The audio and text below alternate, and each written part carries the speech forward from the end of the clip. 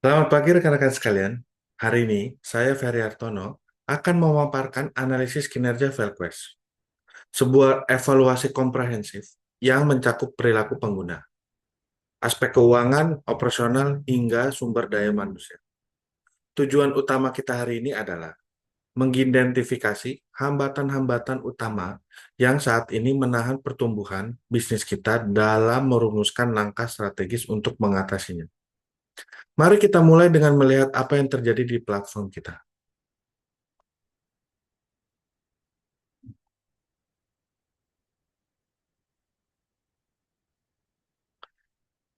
Pertama, mari kita bedah perilaku pengguna. Data menunjukkan adanya tantangan besar dalam konversi. Penurunan interaksi yang paling mencolok terjadi tepat setelah pengguna melakukan product view menuju add to cart. Meskipun aktivitas eksplorasi produk sangat tinggi, hanya sedikit pengguna yang benar-benar melanjutkan ke transaksi nyata.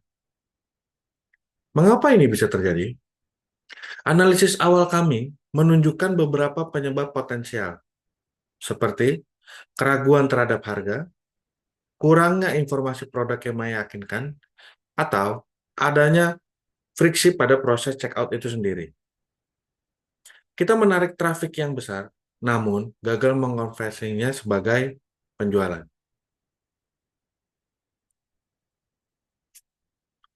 Mari kita pindah ke aspek keuangan. Kita menghadapi situasi yang sangat serius. Saat ini, nilai refund mencapai 16,9 M. Angka ini hampir seimbang dengan nilai kredit kita yang sebesar 16,8 miliar.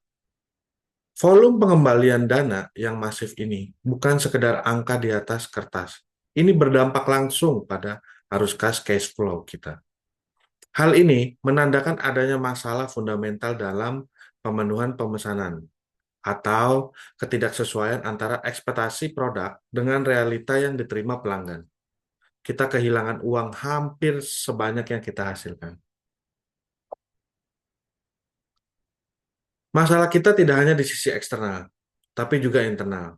Kami menemukan bahwa karyawan kita beresiko tinggi mengalami burnout, terutama di divisi fulfillment dan customer service. Penyebab utamanya adalah beban kerja yang tinggi, namun dengan tingkat keterlibatan yang rendah. Meskipun kinerja mereka saat ini dinilai baik, tekanan kerja yang berkepanjangan memicu fenomena silent disengagement sebelum mereka akhirnya memutuskan untuk resign. Faktor-faktor seperti stres, beban kerja, konflik dengan atasan, kurangnya peluang pertumbuhan, hingga gaji yang dianggap rendah menjadi pemicu utama distribusi alasan resign di perusahaan kita. Jika kita tidak segera bertindak, konsekuensinya akan sangat fatal. Kerugian finansial contohnya. Biaya untuk menarik traffic akan terbuang sia-sia karena kita tidak menjadi penjualan. Ditambah tekanan arus kas akibat refund. Yang kedua, penurunan loyalitas. Layanan yang tidak stabil akan menggerus kepercayaan dan loyalitas pelanggan terhadap brand Velquist. Beban operasional. Kelelahan karyawan akan membuat operasional tidak efisien dan sulit mempertahankan standar layanan. Biaya rekrutmen membengkak. Turnover yang tinggi memaksa kita terus mengeluarkan biaya untuk rekrutmen dan pelatihan ulang yang memecah fokus manajemen.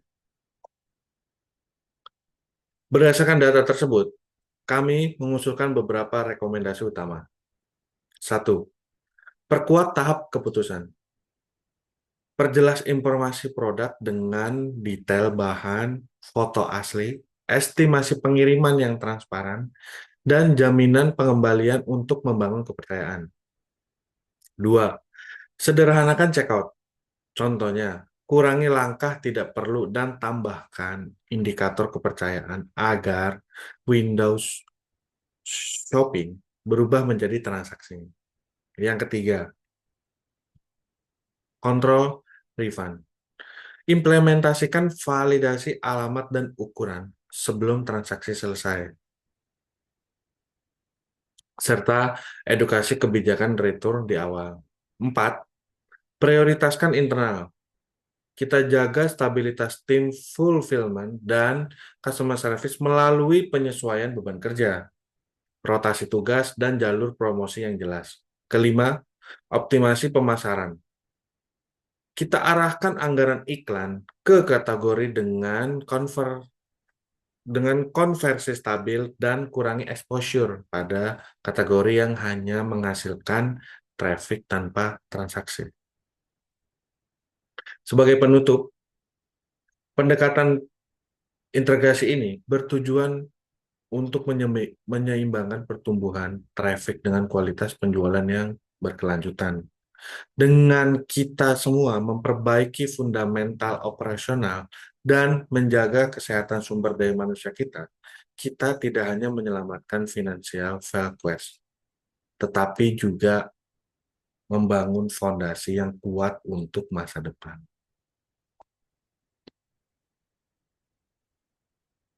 Refleksi perkembangan skill dan peran AI dalam proyek ValueQuest. Selama pengerjaan personal praktikum ini, saya mengalami perkembangan signifikan dalam kemampuan analisis bisnis yang komprehensif. Yang saya dapat dari sini adalah satu skill baru yang didapatkan. Saya berhasil menguasai skill analisis lintas departemen, di mana saya belajar menghubungkan data perilaku pengguna, keuangan, dan sumber daya untuk menemukan akar masalah perusahaan. Secara spesifik, sekarang saya bisa melakukan analisis funnel penjualan untuk mengidentifikasi titik drop off pengguna dari tahap product view ke add to cart. Terus melakukan analisis keuangan dan arus kas dengan membandingkan nilai refund terhadap kredit untuk menilai kesehatan finansial perusahaan. Selanjutnya menerapkan HR analitik untuk mendeteksi resiko burnout dan fenomena silent disengagement pada karyawan berdasarkan beban kerja dan tingkat keterlibatan mereka.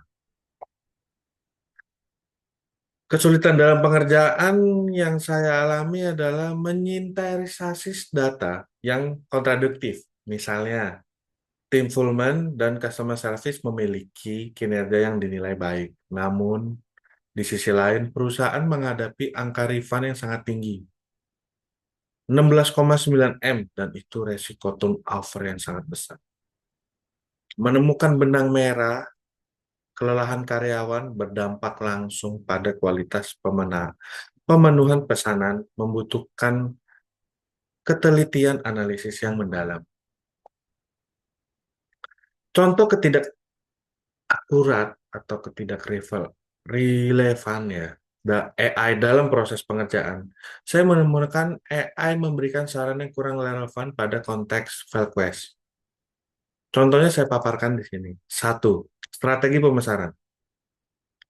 AI sempat menyarankan untuk meningkatkan anggaran iklan secara masif guna menaikkan penjualan. Namun, berdasarkan data, ValueQuest sebenarnya sudah memiliki traffic dan aktivitas eksplorasi produk yang sangat tinggi. Masalah utamanya adalah friksi pada proses checkout sehingga menambah traffic yang hanya akan membuang anggaran tanpa meningkatkan konversi. Terus contoh kedua, solusi SDM. AI memberikan saran genetik untuk menaikkan gaji guna mencegah rekrutmen. Padahal data internal menunjukkan bahwa pemicu utama resign bukan hanya soal gaji, melainkan stres beban kerja dan konflik dengan atasan di divisi tertentu. Solusi yang lebih tepat adalah rotasi tugas dan penyesuaian beban kerja, bukan sekedar kompensasi finansial. Demikian refleksi saya. Integrasi antara intuisi manusia dan data nyata terbukti tetap krusial dalam mengoreksi generalisasi yang sering diberikan oleh AI. Terima kasih, saya Ferry Hartono.